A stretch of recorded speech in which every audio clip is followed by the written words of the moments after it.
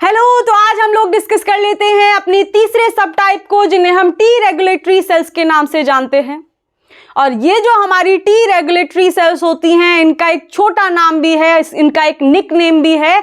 इनको T raise sales के नाम से भी जानते हैं। तो इन सेल्स को हम टी रेज के नाम से भी जानते हैं।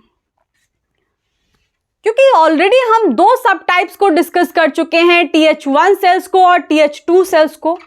तो एक बेसिक सी इंफॉर्मेशन तो आप लोगों को मिल ही गई होगी, समझने में आ ही गई होगी कि जब नाइव TH सेल का डिफरेंशिएशन किसके अंदर होता है? थाइमस के अंदर। इधर देखो, मान लो ये हमारी नाइव TH सेल है और ये नाइव TH सेल कहाँ प्रेजेंट है? थाइमस लिम्फॉइड ऑर्गन के अंदर।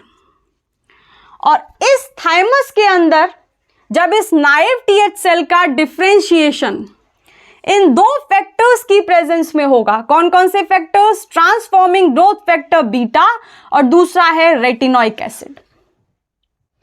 जब इस नाइव TH सेल का डिफरेंशिएशन इन दो फैक्टर्स की प्रेजेंस में होगा, तो उस केस में जो हमारी हेल्पर टी सेल का सब टाइप बनेगा वो टी रेगुलेटरी सेल्स बनेंगी। तो इतनी बात समझ में आई? मतलब एक स्पेसिफिक तरीके के सब टाइप को बनने के लिए एक स्पेसिफिक फैक्टर होना चाहिए। तो इस केस में जो फैक्टर काम करेगा वो होगा हमारा RA मतलब रेटिनोइक एसिड और TGF बीटा मतलब ट्रांसफॉर्मिंग ग्रोथ फैक्टर। तो इसके बाद जो सेल्स बनती हैं वो हमारी टी रेज सेल्स बनती हैं। और हम लोगों को ये बात पता ही है कि होस्ट की बॉडी में जब कोई पैथोजन घुसता है तो हमारी जो इम्यून सेल्स होती हैं वो एक्टिवेट हो जाती हैं। तो जब उन सारे इम्यून सेल्स का एक्टिवेशन होता होगा तो ये टी रेगुलेटरी सेल्स का भी एक्टिवेशन होता होगा। तो ये जो टी रेगुलेटरी सेल्स होती हैं ये किस तरीके से एक्टिवेट होती हैं, एक्टिवेट होने के बाद कौन से साइटोकाइंस सिक्रीट करती हैं, और वो जो स्पेसिफिक साइटोकाइंस होते हैं वो स्पेसिफिक कौन कौन से काम करते हैं उसको देख लो, क्योंकि क्वेश्चंस ऐसे ही पूछे जाते हैं। देखो इधर, जब ये टी रेगुलेटरी सेल का एक्टिवेशन होगा तो एक्टिवेट होने के बाद जितनी भी हेल्पर टी सेल के सब टाइप्स होते हैं वो सीधा सीधा साइटोकाइंस के मॉलिक्यूल्स सिक्रीट करते हैं, यानी छोटे छोटे से सिग्नलिंग मॉलिक्यूल्स को बनाते हैं। और वो जो सिग्नलिंग मॉलिक्यूल्स होते हैं उनके स्पेसिफिक काम होते हैं। तो इस केस में कौन से साइटोकाइंस बन रहे हैं और वो साइटोकाइंस क्या काम कर रहे हैं? देखो इधर, ये जो टी रेगुलेटरी सेल्स है, पैथोजन के एंटर करने के बाद जब इसका एक्टिवेशन होगा या इसको सिग्नल मिलेगा कि भाई एक्टिवेट हो जाओ, तो एक्टिवेशन के बाद ये जो टी रेज सेल है ये दो साइटोकाइंस को सिक्रीट करती है जिनका नाम है IL-10 and transforming growth factor beta. और आप लोगों ने एक चीज नोटिस की होगी, ट्रांसफॉर्मिंग ग्रोथ फैक्टर बीटा ही वो फैक्टर था जो इस सेल को बना भी रहा था। और बनने के बाद जब इसका एक्टिवेशन होता है तो ये जो ट्रांसफॉर्मिंग ग्रोथ फैक्टर है ये पैथोजन को मारने के लिए भी सिक्रीट करती है ये टी रेज सेल ही। तो इतनी बात समझ में आई? और ये जो हमारी टी रेज सेल है जब इन IL-10 और TGF बीटा को सिक्रीट कर देगी तो ये जो हमारे स्पेसिफिक साइटोकाइंस हैं, ये स्पेसिफिक साइटोकाइंस अपने अपने तरीके से पैथोजन को खत्म करेंगे। कैसे? एक इम्यून रिस्पांस बॉडी में जनरेट करेंगे। और वो कैसे करेंगे वो भी देखो। IL-10 क्या करेगा? IL-10 साइटोकाइन हमारे जो साइटोटॉक्सिक किलर रिस्पांस है, यानी सेल मीडिएटेड इम्यून रिस्पांस को डाउन रेगुलेट करता है। कौन से वाले सब टाइप की तरह? TH2 सेल्स की तरह। आप लोगों ने देखा था ना कि TH2 सब टाइप के अंदर जो हमारा एक स्पेसिफिक साइटोकाइन था जिसको हम IL-10 नाम दे रहे थे, वो IL-10 भी साइटोटॉक्सिक किलर सेल के एक्टिवेशन को डाउन रेगुलेट कर रहा था। याद आया? IL-10 जो कौन सी वाली सब टाइप की सेल बना रही थी? TH2 सेल्स बना रही थी। तो ये IL-10 क्या कर रहा था? ये भी साइटोटॉक्सिक किलर सेल को डाउन रेगुलेट कर रहा था। तो उसी तरीके से ये वाला जो T रेगुलेटरी सेल्स होती हैं, ये भी साइटोटॉक्सिक किलर रिस्पॉन्स के कटी पर है, मतलब उसको दबाने पर है। देखो इधर IL-10 जो है, ये IL-10 साइटोकाइन का मॉलिक्यूल साइटोटॉक्सिक किलर सेल के रिस्पॉन्स को डाउन रेगुलेट कर देगा, उसको सप्रेस कर देगा। और यहाँ पर दूसरा हमारा साइटोकाइन भी प्रोड्यूस हो रहा था जो कि ट्रांसफॉर्मिंग ग्रोथ फैक्टर बीटा था। और ये ट्रांसफॉर्मिंग ग्रोथ फैक्टर बीटा क्या करता है? इसके कई सारे फंक्शन हैं, यानी एक साइटोकाइन और अनेक फंक्शन। और वो अनेक फंक्शन कौन कौन से हैं? जहां पर इंजरी होती है उस पार्ट को हील करने का काम ये हमारा साइटोकाइन करता है। और क्या करता है? इन्फ्लामेशन को रेगुलेट करना, क्योंकि जब होस्ट की बॉडी के अंदर इन्फ्लामेशन होती है किसी स्पेसिफिक लोकेशन पर, इसका मतलब है कि वहां से कुछ स्पेसिफिक तरीके के मॉलिक्यूल सिक्रीट होते हैं, जैसे प्रोस्टाग्लैंडिन हुए, जैसे ल्यूकोट्राइन्स हुए, जैसे हिस्टामिन्स हुए। और ये जो केमिकल्स होते हैं होस्ट की बॉडी में दौड़ते हैं और दौड़ करके जो इम्यून सेल्स हैं उनको बुला करके लाते हैं। इन्फ्लामेशन का सीधा सीधा मतलब होता है जिस जगह पर होस्ट की बॉडी में इन्फ्लामेशन है, इसका मतलब पैथोजन वही है। और जिस जगह से इन्फ्लामेशन प्रोड्यूस होती है उस जगह से बहुत सारे केमिकल्स भी सिक्रीट होते हैं। और वो केमिकल्स सिक्रीट होने के बाद कॉन्सेंट्रेशन डिपेंडेंट मैनर में इम्यून सेल्स को बुला करके लाते हैं, चाहे वो इनेट इम्यून सेल्स हों या अडेप्टिव इम्यून सेल्स हों। और जो अडेप्टिव और इनेट इम्यून सेल्स हैं वो उस जगह पर जाती हैं और उस पैथोजन को खत्म कर देती हैं। तो इतनी बात समझ में आई? तो ये जो हमारी टी रेगुलेटरी सेल का ये वाला जो साइटोकाइन है ट्रांसफॉर्मिंग ग्रोथ फैक्टर बीटा, ये भी इन्फ्लामेशन को रेगुलेट करता है। तो इसका भी अपना योगदान है। ठीक है, अब एक पॉइंट ऊपर लिखा हुआ है, देखो क्या लिखा हुआ है कि ये जो हमारी टी रेगुलेटरी सेल्स होती हैं इनको सप्रेसर सेल भी बोला जाता है। क्यों बोल रहे हैं सप्रेसर सेल? वो तो नजर आ ही गया होगा। किसी का नाम तभी पड़ता है कोई भी जब उसके अंदर या तो वो कैरेक्टरिस्टिक हो, वो ट्रेट लेकर के अपने साथ वो घूम रहा हो, कोई मोटा तो मोटू, कोई लंबा तो लंबू। तो उसी तरीके से इन टी रेगुलेटरी सेल्स को भी सप्रेसर सेल ऐसे ही तो नाम नहीं दिया गया, मतलब किसी को दबाने का काम कर रही होंगी।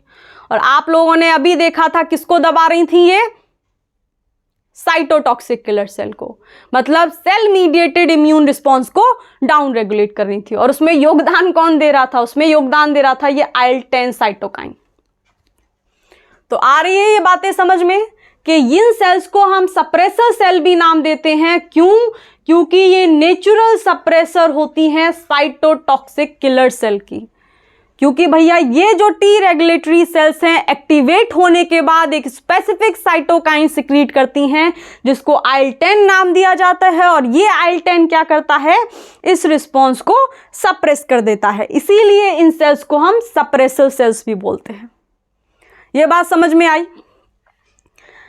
अब आगे जो है वो लिखा हुआ है ट्रांसक्रिप्शन फैक्टर, मतलब कि इस ट्रांसक्रिप्शन फैक्टर की वजह से ही ये जो टी हेल्पर सेल है, इस टी हेल्पर सेल का कमिटमेंट हो जाता है कि भैया मैं इसी के साथ जाऊंगी। कैसे? अगर अगर ट्रांसक्रिप्शन फैक्टर इस नाइव टीएच सेल के पास ये FOXP3 है तो उस केस में ये नाइव टीएच सेल का कमिटमेंट हो चुका है इस टी रेगुलेटरी सेल के लिए कि अगर इसके अंदर ये FOXP3 ट्रांसक्रिप्शन फैक्टर है, इसका मतलब है कि डिफरेंशिएशन के बाद ये जो हमारी स्पेसिफिक टी हेल्पर सेल है इसका कन्वर्जन टी रेगुलेटरी सेल्स में ही होगा। और उसी तरीके से हमने TH1 सेल और TH2 सेल्स में भी देखा था। क्या देखा था? अगर किसी नाइव टीएच सेल का ट्रांसक्रिप्शन फैक्टर टी बिट है, यानी उसके अंदर ट्रांसक्रिप्शन फैक्टर, मान लो देखो इधर ये नाइव टीएच सेल ही है, लेकिन इस सेल का ट्रांसक्रिप्शन फैक्टर है टी बिट, तो ये जो सेल होगी इसका कमिटमेंट हो जाएगा कि बाद में जाके डिफरेंशिएशन के बाद भैया ये TH1 सेल्स ही बनाएगी। ठीक है, तो डिफरेंशिएशन के बाद इसका कमिटमेंट हो जाएगा TH1 सेल्स की तरफ।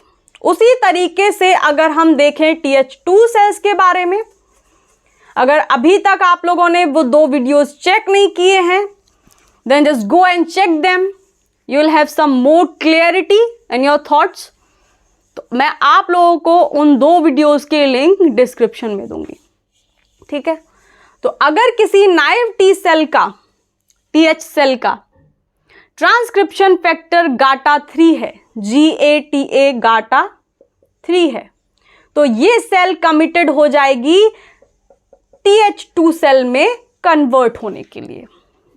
तो इतनी बात समझ में आ गई कि जो हमारी टी रेगुलेटरी सेल है, इन टी रेगुलेटरी सेल के अंदर जो ट्रांसक्रिप्शन फैक्टर होता है वो हमारा FOXP3 होता है, और इसी ट्रांसक्रिप्शन फैक्टर FOXP3 की वजह से इसका कमिटमेंट हो जाता है कि ये सेल का कन्वर्जन टी रेगुलेटरी सेल्स में ही होगा।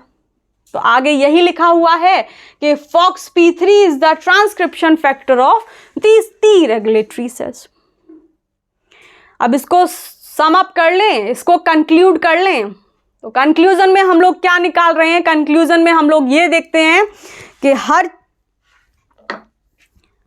हर सेल का फंक्शन क्या है, यानी जो हमारी सब टाइप है, कोई सी भी सब टाइप हो, वो काम क्या क्या कर रही हैं, क्योंकि नाम से बड़ा क्या काम। तो देखो ये टी रेगुलेटरी सेल्स क्या क्या काम कर रही हैं।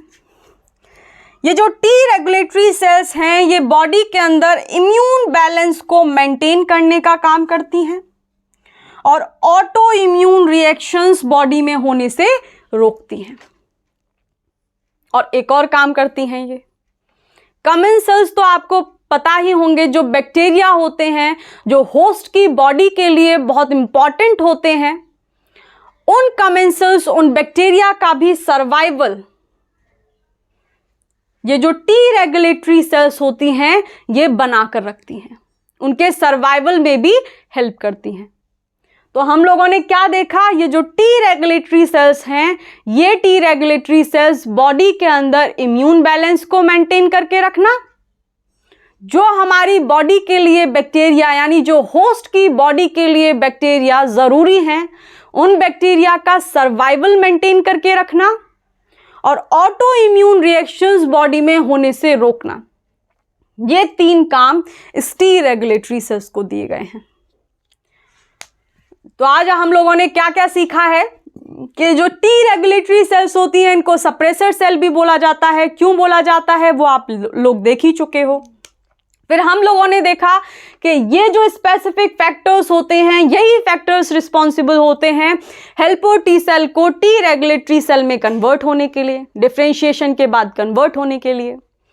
आगे हम लोगों ने देखा कि जब ये टी रेग सेल एक्टिवेट होती है तो एक्टिवेट होने के बाद IL-10 और transforming growth factor beta secrete करती है, और ये जो 2 स्पेसिफिक साइटोकाइंस होते हैं, इनके 2 स्पेसिफिक फंक्शंस होते हैं।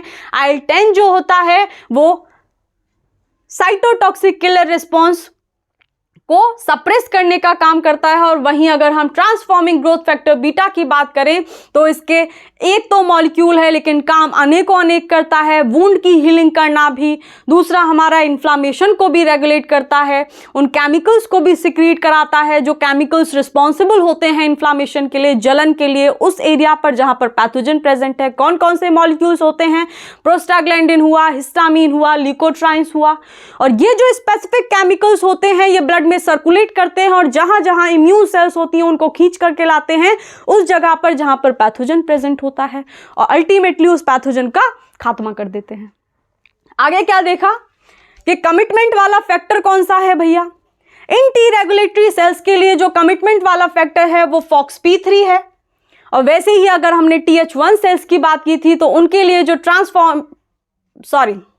उनके लिए जो ट्रांसक्रिप्शन फैक्टर रिस्पॉन्सिबल था कमिटमेंट के लिए वो टी बिट था, और वहीं अगर हम लोग TH2 सेल्स की बात कर रहे थे तो उनके लिए GATA GATA3 था। और लास्ट में हम लोगों ने देखा कि टी रेगुलेटरी सेल्स काम क्या क्या करती हैं, तो इम्यून रिस्पॉन्स को मेंटेन करना, ऑटो इम्यून रिएक्शंस को होने से रोकना, मतलब ऑटो इम्यूनिटी को होने से रोकना, उसको सप्रेस करने का काम, और कुछ स्पेसिफिक बैक्टीरिया होते हैं जो होस्ट के लिए अच्छे होते हैं, उनके सर्वाइवल को मेंटेन करके रखना। तो ये काम होता है हमारा टी रेगुलेटरी सेल्स का। आई होप आप लोगों को समझने में आया होगा, लेकिन अगर फिर भी आप लोगों की कोई क्वेरीज हैं तो मैंने अपनी ईमेल आईडी दी हुई है, आप लोग अपनी क्वेरीज वहां डाल सकते हैं। और अगर आप लोगों को कंटेंट और वीडियो पसंद आ रहा है then please like, subscribe the channel and share it to your friends, ताकि वो लोग हमारे साथ जुड़ सकें और हम लोग ज़्यादा से ज़्यादा यूनिट्स एक साथ पढ़ सकें। तो इसी के साथ आज के लिए इतना ही, बाय।